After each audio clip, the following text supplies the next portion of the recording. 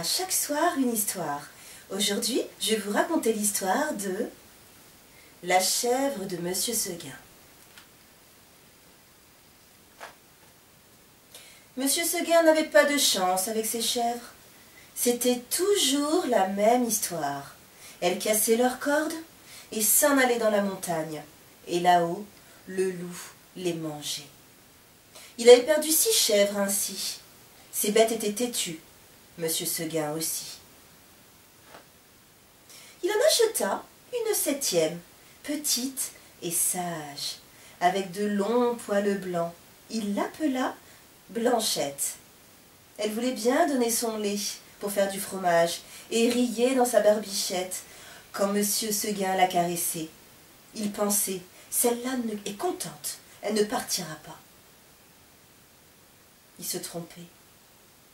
Bientôt, Blanchette tira sur sa corde, car elle voulait aller loin, loin, plus loin, là-bas où il y avait tant de feuilles à manger, et toute la place pour gambader. Elle rêvait en regardant la montagne et en oubliait de brouter.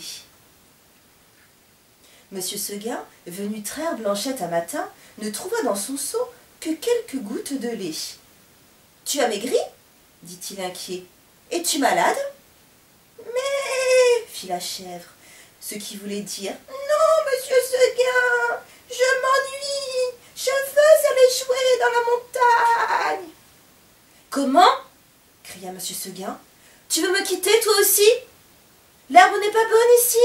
Je ne suis pas gentil? »« Mais si, monsieur Seguin, mais je m'ennuie. Je vous dis, votre jardin est petit et je le connais par cœur. J'ai croqué toutes les fleurs. »« Ah non, Biquette, tu ne partiras pas. Ne sais-tu pas qu'il y a le loup dans les bois? Je lui donnerai des coups de corde. Le loup se moque de tes cornes. Il en a mangé de plus grosses que toi. Je vais t'enfermer, tu ne comprends pas le danger. » Monsieur Seguin l'enferma dans une étable noire. Blanchette se sauva par la fenêtre. Elle courut à la montagne. C'était la fête. Des fleurs de toutes les couleurs dansèrent autour de la chèvre blanche. Les sapins avec leurs branches lui firent 1000 caresses. L'herbe, les feuilles sentaient si bon. Blanchette goûtait à tout, sautait partout, roulait les pattes en l'air, glissait sur les pentes. De là-haut, elle vit, bien loin, le minuscule petit jardin de Monsieur Seguin.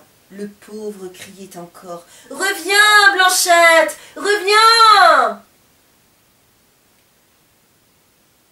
Trop tard. Le soir tombait.